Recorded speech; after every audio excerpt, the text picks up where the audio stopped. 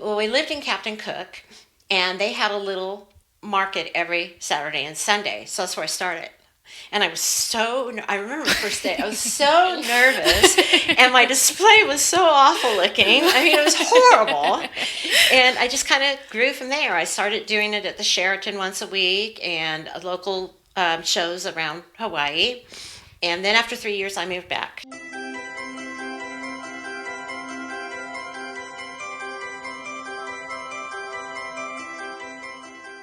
Hi everyone, welcome to the second episode of A Girl Business Podcast. Today with me I have a dear friend, Mo, owner of Hands and Heart Beadwork and also La Sierra Artists and Crafters. She runs one of the most successful fair circuits in the area, and I will definitely be there with Grandma under our pink canopy. She also makes beautiful jewelry, geode canvases, and tie-dye.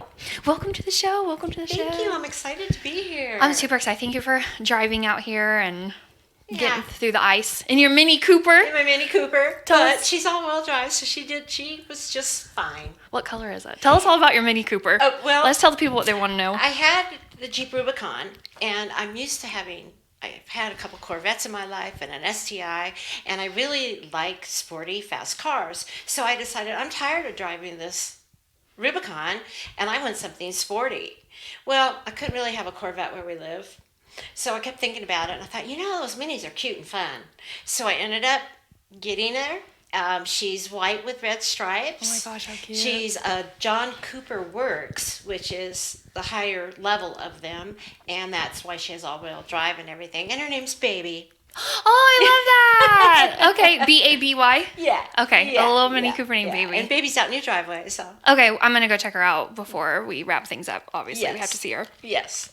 Might even put a snippet of her on the show, a little picture. She would like that. She's real dirty, though. She might be embarrassed. That's okay. Yeah, that's okay. all right. It's all right for girls to get dirty And sometimes. her license plate is my female Frenchie's. We call her Lucy Bot because she moves weird and she looks like a bot to me. Yeah. So my license plate's Lucy Bot. Oh, that's so cute. What's mine? Mine's Mountain Barbie on the Jeep. That's so cute. Yeah, Mountain Barbie. So cute.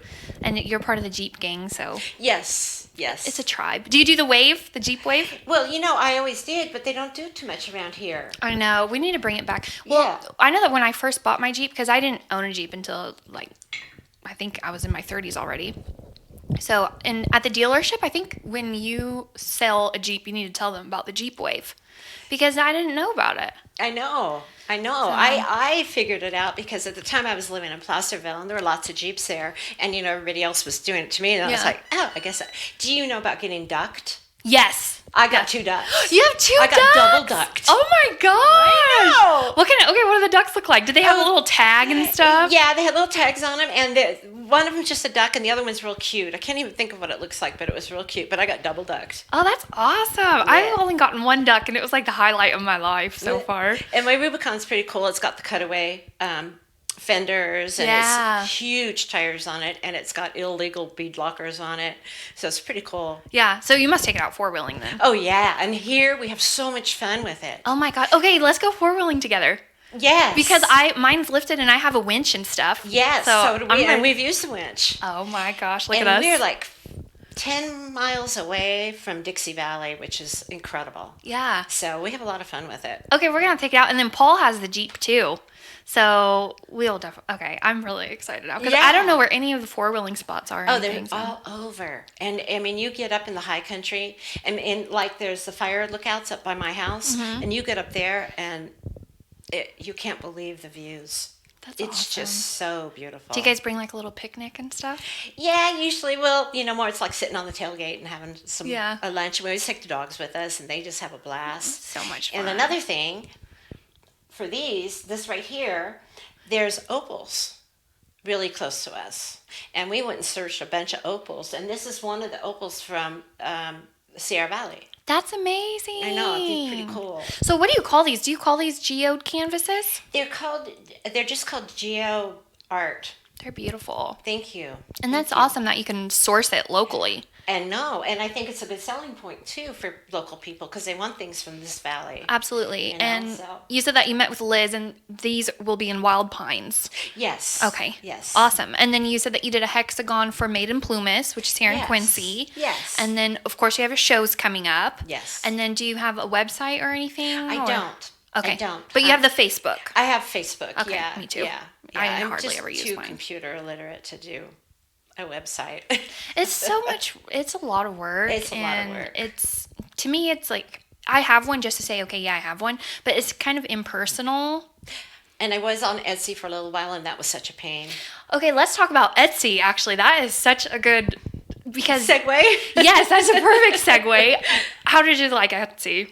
Well, selling on it, I didn't like it at all. It was such a either. pain, and there was no, you try to maneuver through the website, and there was nobody to help you. They just give you all these topics, and you read through all the topics, and I wasn't very successful on it, so I took it down.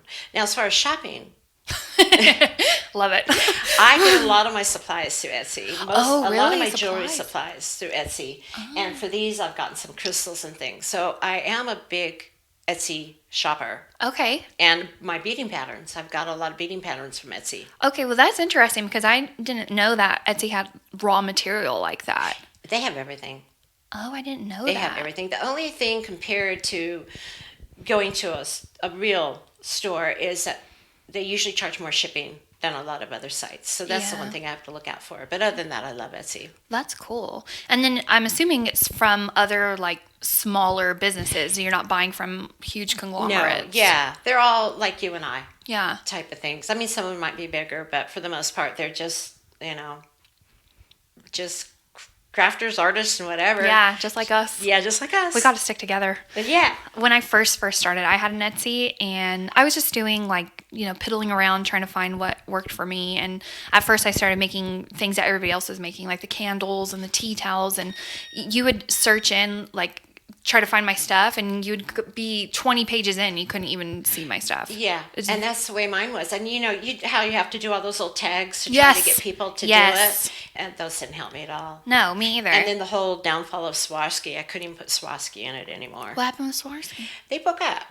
There was a big fight in the family, so the children took it over, and now the actual crystals, they're more in the figurines now. They really don't like to sell the individual crystals. So I had to get a contract to be able to still obtain their crystals because all my jewelry has Swarovski crystals in it. It's beautiful. This one right here, there's a very large Swarovski crystal in that. But the bad thing for me, I have to go through a wholesale site, which is fine, but I have to buy them in bulk. So you spend like $200 to get 20 crystals that you might only want to use a couple at a time. Right. So, and sometimes I can find them on Etsy. Oh, that's Swarovski crystals? Yeah. That's good. I love their jewelry. Yeah. And I didn't know that you can get a contract and stuff, so that's really interesting. Yeah. But it's hard sometimes buying wholesale, especially if you get a custom order and they want like one little off color and then you have to buy the whole thing in bulk. And that's why I'm with the crystals, because sometimes I don't want, that many of the same color. Right. I don't want to spend that much for it. I just want to buy 5 of them. Yeah. So it has gotten a lot difficult. Let's talk about how you even got started into jewelry and crafting. And is this what you started with, jewelry, or? Well, as a teenager, my best friend and I, we used to just do simple little string necklaces. We used a lot of silver and turquoise. Turquoise. Oh, Okay. that was a hard word. And a lot of red coral and things like that. And there was a little local shop. This is when I lived down in Fair Oaks in Sacramento. Is that where you're from, Sacramento? Originally, I was born in LA, but at age 5, my parents moved up to the suburbs of Sacramento. I grew up in Fair Oaks. Okay. So we went into the little town of Fair Oaks, and there was this lady that graciously took our stuff in on consignment. Oh, how cool. And it was so exciting. We were so fun. Yeah. And then after that, I kind of got away from it. And then I got back in, but I got into doing, they're called peyote amulet purses. And they're these little purses that are very intricate with peyote stitch and fringe and everything on it. And I did those for a few years, but I never sold them because you'd have to sell them for $200 for all the work you put in them. So I just gave them away as gifts. Yeah. Got away from beading again. Moved to Hawaii. I had a boyfriend at the time that really wanted to live there. Uh-huh. So I said, okay, why not? Right. And It's Hawaii. It's Hawaii. And at the time I was living in Placerville, my husband had died a few years before that. And I started getting in beading again. And I saw this book that had, I don't have the necklace with me, but it was the lady that does these patterns. And it was a very elaborate necklace. And I thought, I'm going to make that. So get over Hawaii, I have all my beads and everything. And I thought, boy, I don't know if I'm going to be able to do this. I did it. Good for you. So it got me on this big path of doing elaborate jewelry. And what a beautiful setting in Hawaii. Yeah, I know. That's awesome. And so I was cranking out these interesting, elaborate jewelry because that's what my passion is. My passion is not just beading. And I had so much of it, I was like, what am I going to do? Well, we lived in Captain Cook, and they had a little market every Saturday and Sunday. So that's where I started. And I remember the first day, I was so nervous, and my display was so awful looking. I mean, it was horrible. And I just kind of grew from there. I started doing it at the Sheraton once a week and local shows around Hawaii. And then after 3 years, I moved back to California. And at the time, I wasn't sure what to do, but my good friend said, Mo, you got to come up to Apple Hill. Apple Ridge Farms, that's the place to go. Like out by, is it Forest Hill area? No, it's up around Camino off of Highway 50. Okay, that's where they do like the annual, like every fall they have. They have that, yeah. Okay. They have Apple Hill and the Christmas trees and all that, and it draws tons of people. And you were in Hawaii when she made this proposition to come to Apple Hill? No. I had moved back, and I was at Lost Ends, and then my good friend Mike Carey was the one that said, you got to go up there. So he took me up there, and he introduced me to the guy that puts it on and everything. So I had a booth. And the funny thing about this, Toby had the booth next to me, and that's how we met. Oh, love at first bead. Yes. So I did a whole season there, and then Toby and I decided to move up to Grizzly Ranch, not Grizzly Ranch, Grizzly Flats. Well, we lived there for 4 weeks, and our house burned down. Oh, no, I'm sorry. So that's what brought me to Portola. Okay. How far away is Grizzly Ranch or Grizzly Flats? Grizzly Flats, it is south of Placerville. And it was the Calder fire that took it out. And I unfortunately lost absolutely everything I owned. Toby hadn't moved everything in yet because he still had a place in Sly Park. So, but we got all the fur babies out. Thank gosh. So, yeah. So that was my, and up to, and then I started doing mic shows up here, which was PAC at the time. Yeah. Professional Artists and Crafters, before I turned it into La Sierra Artists and Crafters. So how did that whole thing come about? Again, Mike was a good friend. His sister's my very best friend. So he was like, you got to come up and do these. So I did 2 seasons with Mike. And then in my second season with him, Mike came to me and said, Mo, I'm not in very good health, and these are just too much work for me. Seems like a lot of work. These are big 2-day shows over busy 4th of July weekend, Labor Day. And it's really kind of a 3-day show because of setup on Friday. Yes, that's true. So it is. It's a lot of work. A lot of work. And so Mike came to me and he said, Mo, I just feel like you'd be the very best person out of all of the other artists and crafters we have here. Well, he called them vendors. Would you be interested in taking over these shows? And I said, ooh, wow. I got to think about this, and we got to talk about this a little bit. But I was excited. Yeah. And the more I thought about it, and the more ideas I got about it, and the more things that I knew I wanted to change, led me to saying, yes, I really want to do this. Yeah. And my first thing was, Mike's like, you can't change the name. And I'm like, Mike, if you turn it over to me, it's mine. I can do what I want. Good for you for setting that boundary. Because I hate it, PAC. What does that mean? And we live in the La Sierra. So that's became La Sierra Artists and Crafters. That's awesome. Yeah. And last season was your first season? Yes. Well, she did amazing. I was there for, I think, 2, maybe 3 of the shows. You were yeah. And that was my first ever Faire season. So I learned a lot. And when I first met you, you know how you just like instantly click with somebody, like, okay, good vibes. I was like, okay, this is gonna go good. This is like girl power, and I think it went great. So how do you feel about your first season? I went into it nervous. All I could do is think of all the scenarios where I was going to mess up, things were going to go horrible. And my biggest thing to overcome was figuring out how to put the applications on the computer. Might sound simple to some of you out there, but oh no, I struggled and struggled and struggled. And I had a website built that I actually took down. Unfortunately, I spent a lot of money on it, but nobody uses it, so I thought I'm not paying it monthly.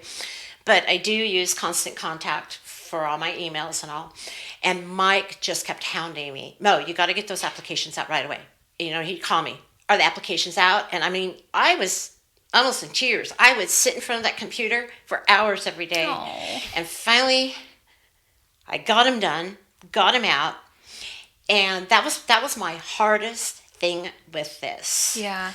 And I had a lot of fun trying to think of, I bought bigger, prettier fly banners to put out. And I served coffee and muffins for my crafters. And I do not use the word vendor. I like that. You do that. And when I showed up, she had a bag of snacks. I was like, Yes, oh, my hero. And she's one of the bubbliest, sweetest people I've met. She's a delight to have. Thank you. And there were a few minor oops, but things that people really didn't even know. Right. Just like, for an example, you didn't do Bidwell House. No. Well, at Bidwell House, there is a bathroom there because it's an inn, but she doesn't like people using it. So I thought, well, between the two, I'll just get the one porta potty. Well, I didn't have it service. I don't know if this is appropriate to talk about. I don't know. No, and so someone came to me and said, Mo, you have to get that service. So I frantically am calling the porta potty company saying, you got to come out and service this bathroom. Yeah. So that was like one of my oopses. I mean, people are people, and you can't please them all. That's true. I like that. People are people. And then one of my biggest shows that was problematic, but it was not my fault, was when they had the big fire up there. Oh, yeah. And so many of my vendors backed out. We didn't get the crowds. And that was at the Bidwell House, which is usually a really successful show. But we still did good. Yeah. And you guys treaded through. And we did. I think I only had about 20 vendors at it.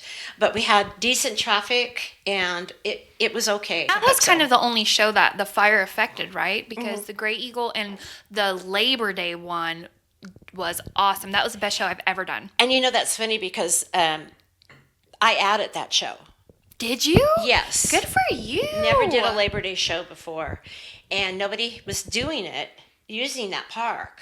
So I thought, I'm doing it. How did you put the connections together? Like, okay, well, this park's available, or how do you strategically pick the dates for the event? Well, honestly, I pretty much are picking the same dates that PAC had before, but I'm adding shows. I'm adding an Oktoberfest at White Sulphur Springs. Oh, wait, okay. Tell me all about it, because I'm already in. And I don't know if you've ever been to White Sulphur No. Springs. It's right off Highway 89, close to Gray Eagle. Okay. They get a lot of road traffic, and it's a nonprofit group, and they have extensive email lists. Oh, wow. And they, even before we talked about this, they would set up flyers and do everything before my Gray Eagle show for me. So at this point, we don't have a set date, but they're planning to have music and wine tasting and our craft show. Oh, that's going to be awesome. Yeah. And it's right in time for Halloween. Halloween is a big buying time for people. Yes. Because they like all the home decor, and, the holiday spirit really starts kicking in. Yeah, and we have like built-in guests to come and see us already because they have such an extensive list. So I think that's going to be a really good one too. That's awesome. And is that a group that you just met through networking, or? I actually met a gentleman named Tim Buckhow, which unfortunately isn't with them anymore. He is a wonderful man. Wonderful man.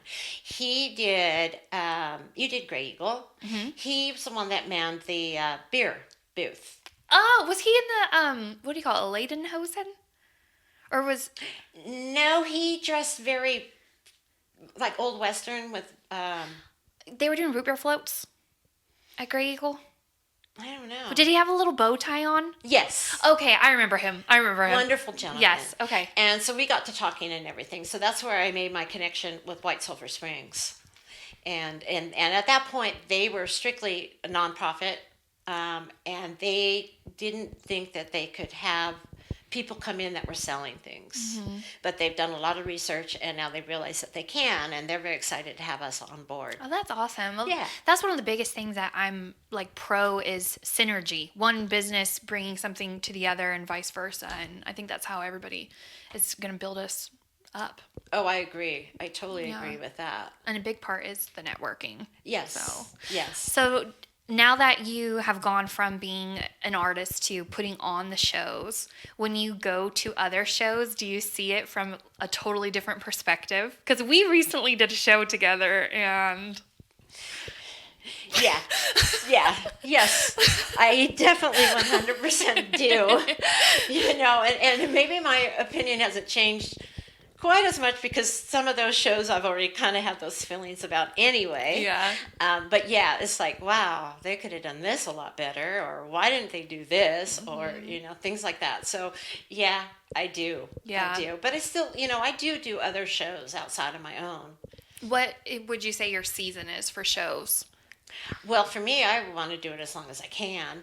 But I have some, like I really, really, really want to do Great America Craft Show. Okay. Brighton's a wonderful man. He's so sweet, and he puts on a great show. But he does a Christmas show at night.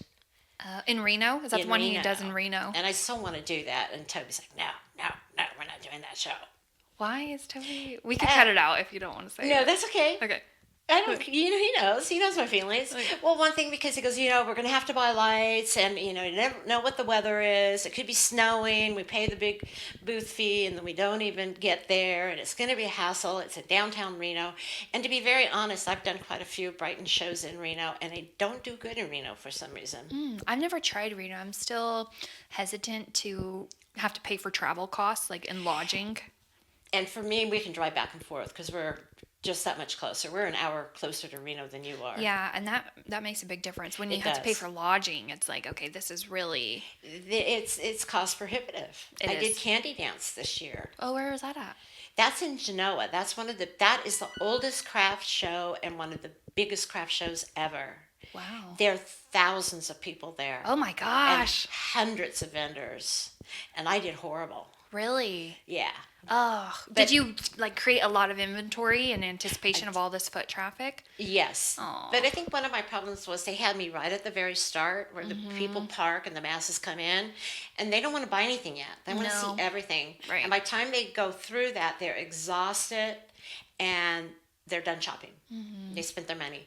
But my point to that is the entry was $550 for 2 days, then the lodging, Right. and then your dining and the gas. So I lost money on that show. Yeah. I won't do it again. Ugh, how far away is it from you? Genoa is about an hour and a half from my house. It's a beautiful little town, and the scenery is incredible. I really like Genoa, but not doing it again. Yeah, that's such a letdown. It's so disappointing because the nerves the day of the show, you're so excited and you're like, oh my gosh, I hope I do good, because you never know. You never know. It's always a coin toss, and sometimes that can get frustrating. And it was so built up by everybody else. I'd heard so much about this show. And, the only thing that was really great about it is they served these incredible drinks called rum runners. Oh, that sounds good. Sounds delicious. They were very good. And it was so hot. I'm sticking pretty much local. I'm really hoping, and I hope to be able eventually to find a good venue to do a Christmas show. I really want to do that. And I'm looking for a good Christmas show to do. Unfortunately, the ones around our area aren't that big. Yeah. I don't do well at them. I shouldn't say anything other than I personally don't do well at them. Yeah, I went to the one at the fairgrounds on the 8th, and Yes. I had a really good spot. I was right by Santa and the photographer, so when people were waiting, my booth was right there. So I was really fortunate in that sense. But I hear it sounds like it's really hit or miss for people in that show. I did that show a year ago, and I sold one $200 necklace, and that's about all I sold. Wow. I made my booth fee. Yeah. And I'm really not fond of one-day shows. Who? one-day shows. Oh, one-day shows, yeah. Too much work. It's a lot of work, and especially if you have a lot of inventory and setting up, and I won't do a one-day show unless it's something close like that. Yes. Like for me, it was right by my house. For you, I would do that show in a heartbeat. Yeah. Yeah. But no, I totally understand that. Like last year, it was my first year, and I was kind of just chasing shows all over. And I learned a lot that way. Like we were talking earlier off camera, to me, like a huge green flag for anybody that is starting up and coming crafter or artist and you're looking into doing shows, when the person hosting the show, like Mo, is in the show herself, you have skin in the game. So I know that you're out here pushing it just as much as every other crafter. So that was like a huge takeaway for me this year. That's a good point. Mm-hmm. That's a very good point. Because otherwise maybe they're not, but a part of me says, okay, well, do you even care, or are you just collecting the booth fee? Yeah. Because what do they care? They get their money one way or the other. But whereas Mo or anybody else that's in it and also putting it on, you care because you're in it too. And I think you hit the nail on the head. People that are strictly promoters, they of course want you to do well. Right. So you'll come back. But the same token, they don't really care. Right. You know, at they the end of the show, I'll go up to them and say, oh man, I didn't even make my booth fee. Oh, yeah. And that's about it. Right. So. And it's just not the same. You just don't have a skin in the game. Yeah. So that's one of the things I really appreciate about Mo's show. So I'll definitely be at all of the shows. I love most of my artists. Yeah. Everybody was very kind and welcoming. They're all very nice. And even ones I didn't know very well from when Mike used to do the show, and I didn't really think much of them or about them, they're wonderful people. Yeah. And they all have stories. Yeah. So what's it like? Walk me through a week of an event. How much prepping and planning and everything is behind the scenes, and how do you juggle that with, you are doing your own booth as well, so how do you juggle running the show with creating your product and your customers and everything? Well, pretty much what I found is that, for one thing, I always have everything already packed and organized to get out to the shows. Mm-hmm. I do have a couple people that do things for me. I have people that put the signs out for me because I don't live close to the areas, so that takes a big load off my mind. Mostly it's like, just making sure the porta potties get there and this happens and that happens.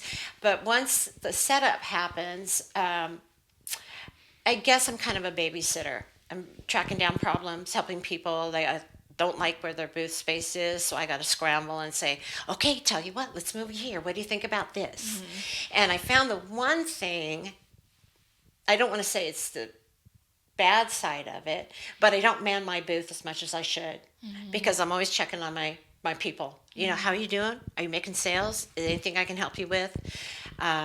So I think I lose a lot of sales because of that, but that's okay because I love it. Yeah. And it's good that Toby's there too, so I'm sure sometimes he's like, oh, she'll be right back. I know Paul does that for me sometimes. Absolutely. Yeah. Absolutely. So and if someone wants to buy something, he'll be like, she'll be back. Is there a tag? I noticed that you have all your stuff tagged. That's something I need to get better at. I don't have a lot of my stuff tagged. I fought over trying to, I went with no tags at all to pricing everything, because there's kind of a philosophy about not having tags. But then I found people are too intimidated. I don't like to walk up to a booth where somebody has something really pretty that I want and ask how much it is, because I don't want to go, and turn around and walk away. Right. It makes me so feel bad. Awkward. I know. I did that one time. I did that at your show, actually. Somebody had like I don't want to say what it is because it'll get away, but somebody had something that was really nice. And I was like, oh, how much is it? And it was way more than I expected. Not saying it was overpriced or anything. It's just not what I expected. You were just shocked. Yeah, you never anticipated that type of price. Yes. And then what do you say after? I was like, well, do you have a card? If somebody asks, do you have a card? They're not interested. I know. Or the be-back people.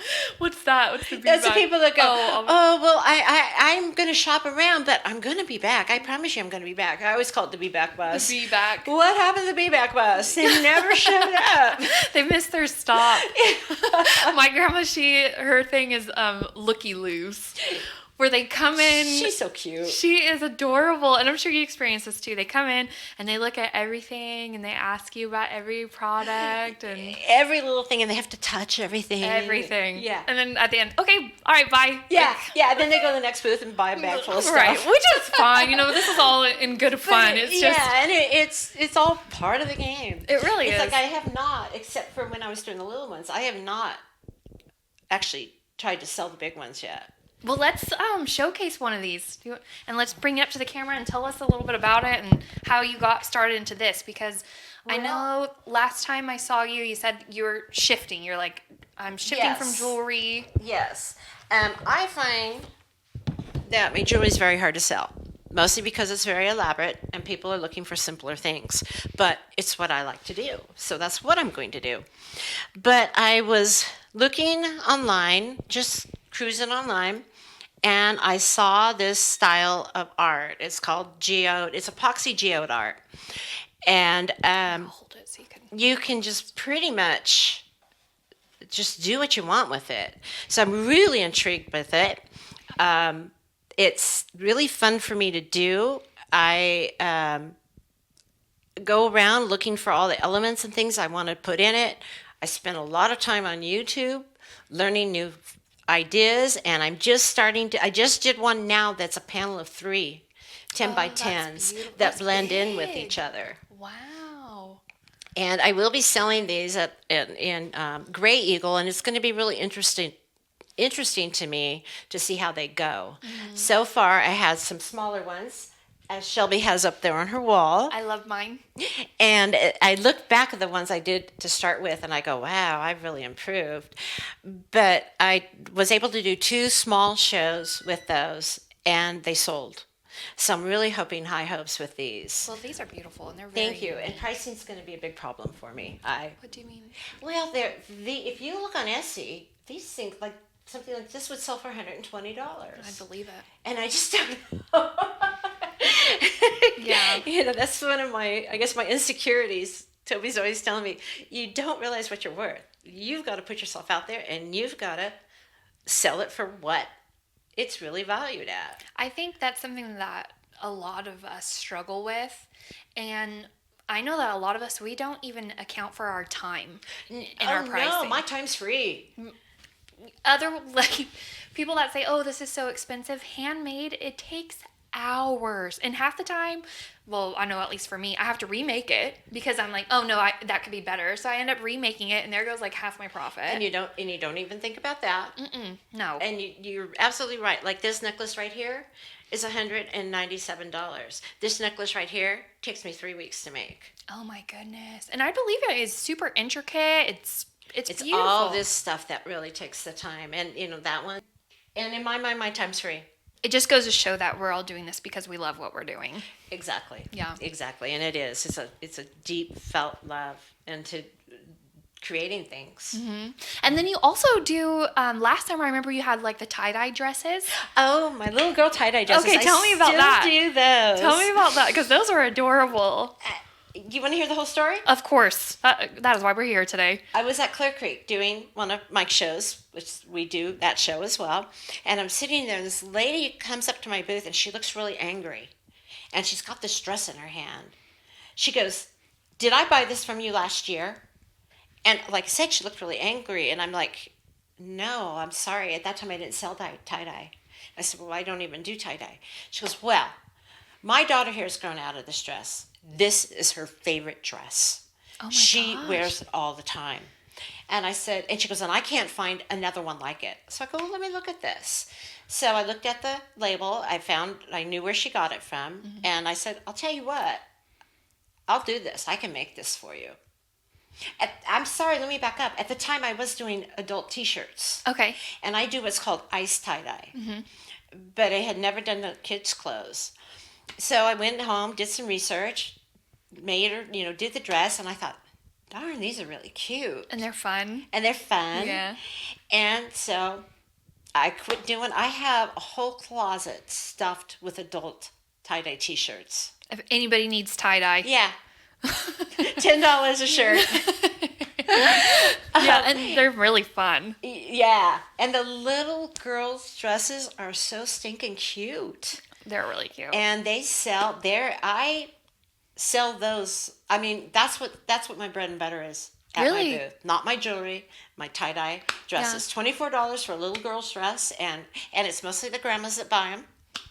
Right. Yeah. Well, how fun. Yeah. How interesting that that's how you got into that. I It know. kind of just fell in your lap. Yeah. Yeah. That is cool. So do you know how to sew or anything, or do you? I don't at all. When I was younger, I sewed very, very well. Today, no, I don't have the patience for it anymore. Yeah. So you get the blanks and then you do I get the ice blanks. tie-dye. Yeah. That's what I do too. I get the blanks. Yeah. Yeah. Well, that's pretty cool. I want to get one for my niece, Winter. She's Well, about, you'll get a deal on it. Thank you. And you said that happened at the Clear Creek Park? I have 'em at all the shows I put on. I always have my tie dye. Okay. Well, I'm excited. Yeah. Hopefully the wind. Oh my gosh. The wind. And there's nothing we can do about the wind. There's nothing. Oh, like at Gray Eagle. It was Mike's bad. tent blew away. And Yeah. And Yeah. the lady where her birdhouses, her whole tent flew up, and she has ceramic birdhouses, and everything crashed. She Yeah. is a wonderful person. she, I adore her. that said so much to me because you can hear it all crash, right? I would have been like, I'm out. I'm never doing And crafting she was again. just calm about, don't worry, no big deal. Yeah, she is a beautiful, wonderful person inside Yeah. and out. She just picked her pieces up and she kept selling. Yeah. I was Yeah. like, wow, that is a woman that is resilient. And she's doing all my shows this year. Oh, awesome. What's Yeah. her name? Her name is Laura. That is cool. Did you know her before the shows or? I had met her through Mike's shows at the Gray Eagle show. Actually, I met her, and Mike had a bunch of us go to Grizzly Grill for dinner one night, and by the time we got there, the table that had all the artists and crafters on it was filled. So about 6 of us trickled over to another table, which really turned out to be awesome. That's cool. And she was one of the people, and her son that works with her. Yeah. They're both incredible people. Yeah, they were. So, and my neighbor was next to us, and I didn't really know him very well, so it gave me a chance to get to know him too. How cool. So, yeah. I yeah. think crafting is it's such a We're good kindred. community. We're kindred spirits. Yeah. For the And most part. We all have that string that kind of ties us together. Yeah. Do you have a craft that you do or some type of outlet that you do that you say, okay, this is purely for my enjoyment. This isn't going to be for business or this isn't going to be any type of monetary. This is just for me to enjoy. It's not really a craft. It's an activity. It's riding my horses. Beautiful, by the way. Thank you. So Thank how you. long, tell me about your love for horses, because you guys have a lot of animals, right? Oh, yes. Yes. Okay, We let's have a hear lot of let's hear animals. about the Mo farm. Okay, first I have my 2 dear horses who I love my whole life. They're called Gypsy Vanners. They're a breed that came over from the Gypsies in over in Welsh and all that. My boy, actually, his mother was one of the very first 15 that came to the United States in 1995. They're still not really well known. They look like a small, furry draft horse. So I've got those 2. I've got 2 donkeys. I've got 5 goats. I've got 30 chickens. And I sell the eggs. Oh, I wish I would have known that. I wish I brought you some. Oh man, I think British Paul just picked up eggs today. Oh, the one thing about me, I'm gonna eat some eggs. I will bring you some eggs at our Okay, shows. I would love that. I forgot. Oh, I didn't even I think. haven't I was seen so that on the excited to counter. see your other stuff. You didn't see the picture on Facebook of that egg that looked like a... Yes, it was huge. I didn't know if you sold them or not, and I didn't want to out you because you should have just said, hey, you got some? Can you bring me some? A dozen I would eggs? love because do you like bread? I know that you're. Oh, yeah. Okay, Yeah. I've been baking fresh bread, and I need eggs for it. So Yes. okay, we'll do a little bartering action. Well, I do sourdough, but thank you. You do? You just get it for free. Oh my gosh, I love sourdough. yeah. I make. I will bring you some starter.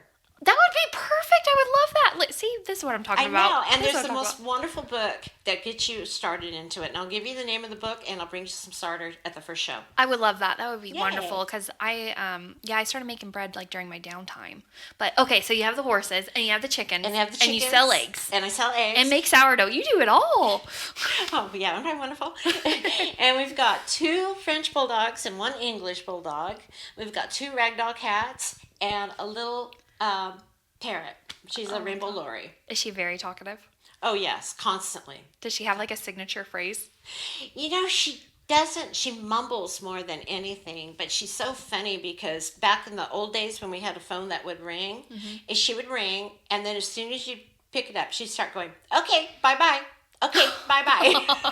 That's super cute. I know. That's really Yeah, sweet. she's very funny. So, were you always into horses growing up, or? Well, growing up, I wanted a horse so bad. My parents never let me have one. Never let me have one. So when I got older, I really got into a lot of fun activities, quads, and I always ran with the boys. We'd go out, tear things up, run with the boys, skiing. Did you have brothers? I have an older brother that I'm estranged from. Okay. And then got into snow skiing, and again, I'd run with the boys. I'd get so mad when somebody would bring their wife and expect me to babysit the wife instead of skiing the double diamond runs and things like that. As I got older, I type 1 diabetic. I started having foot problems, and I had to give those things up. And at that point, I told my husband at the time, who passed away, I said, I've always wanted horses. We've got 5 acres here. What do you think? So I finally had my dream, and I got my horses. Oh, okay. So tell us about your first horses. Let's see. What was my first horse? Oh, I went through a couple of bad. I got this one horse. He was really cute. He was half Parisian and half Halflinger, I think. Well, I never even got to ride him. I had him at the trainer, and the trainer finally said, "No, this horse is too hot." He was very, very pushy. Then I ended up getting a great big drafty horse. She was 3/4 Shire and 1/4 Gypsy, and she was pregnant at the time I got her. So he was half Gypsy. So I got to deliver the baby. Oh, wow. And Faire, she was just so big and so cumbersome, and it just was. She bucked me off one time. I broke my greater trichanter and all that. So finally, I was like, I want a Gypsy Vanner. I know they're sweet, nice, lovable horses. So finally, I got my way, got a Gypsy Vanner. I got to tell you, I broke a few bones off of a Seuss because I started riding when it was only 4. But so that's the story. And I've had him since he was 3, and he's now 17. Is that the black and white one that you posted? They're both black and white. Beautiful horses. Scirocco's my newest one, and I've only had Scirocco for 3 years. But a Seuss is definitely my heart and soul horse. Yeah. So do you go out riding a lot with the horses? I haven't been able to too much since we've moved to Portola because I've had a lot of injuries. Yeah, you were in a boot. Well, she was killing it at the fairs with a boot on. Well, when I broke my knee and I was in that brace at Grey Eagle, that was even worse. But yeah, I was in a boot for 2 years from problems with my foot due to my diabetes. So I haven't really been able to ride. But now I'm released, I'm free and clear, and as soon as the weather gets better, those ponies are going out. Oh, how exciting. Yeah. That's awesome. Do you have like a date scheduled? Like, okay, this is the riding date. Or are you just kind of waiting for the weather? Waiting for the weather. Yeah. Yeah. That's exciting. Yeah. So that's like your outlet when... Yes. Yeah. Yeah, they're definitely my outlet. Yeah. That and going on beautiful 4-wheel drive rides up into right close to our house and going hunting for opals and Indian heads and Indian beads and things like that. I love going out and doing that hiking. Yeah. So if someone, let's say we have a viewer that's in Sacramento and they want to come to Plumas County to visit, where would you say is like your number one recommended, like, oh, you have to go see this? Oh, gosh. That's a hard one right off the top of my head. For me, we got this house with the most incredible view in the world.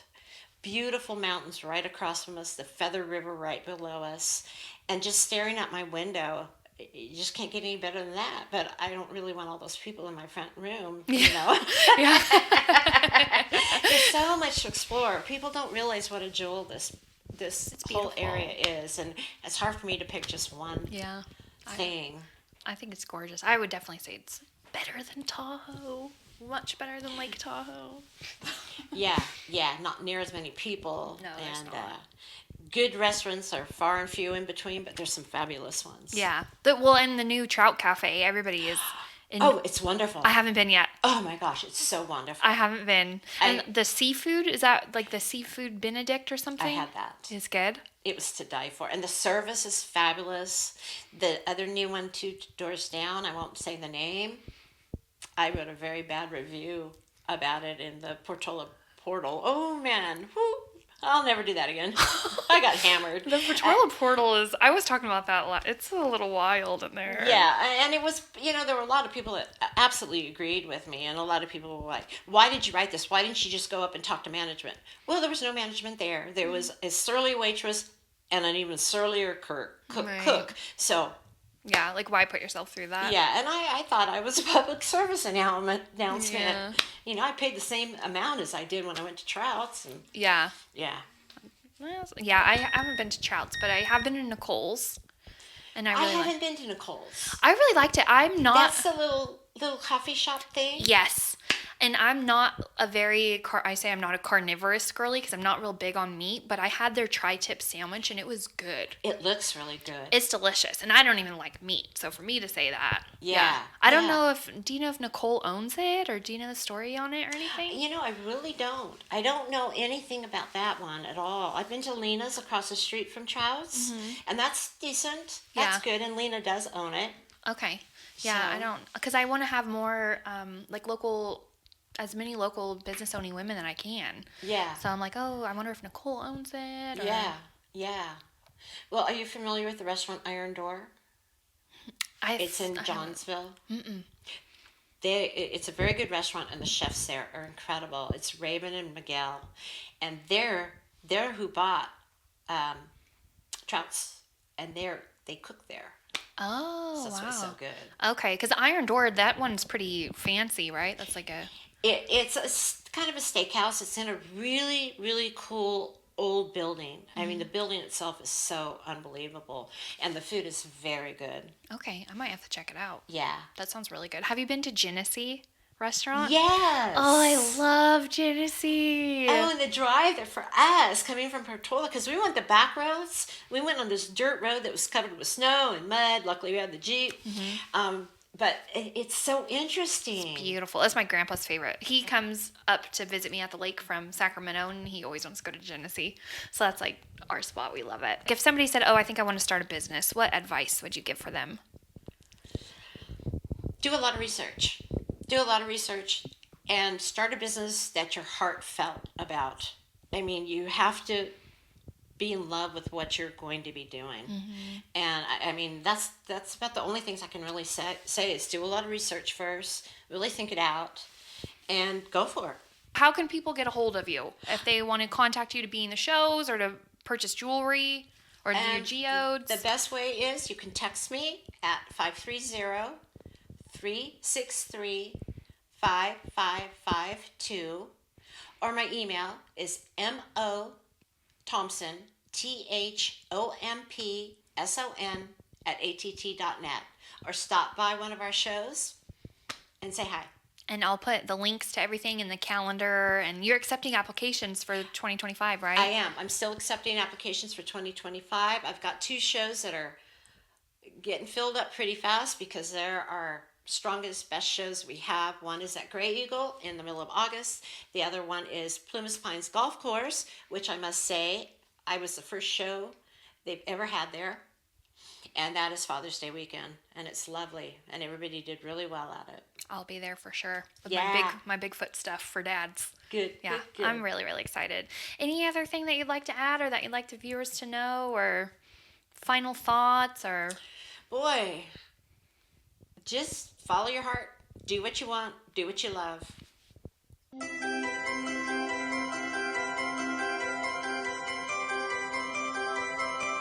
I have a confession.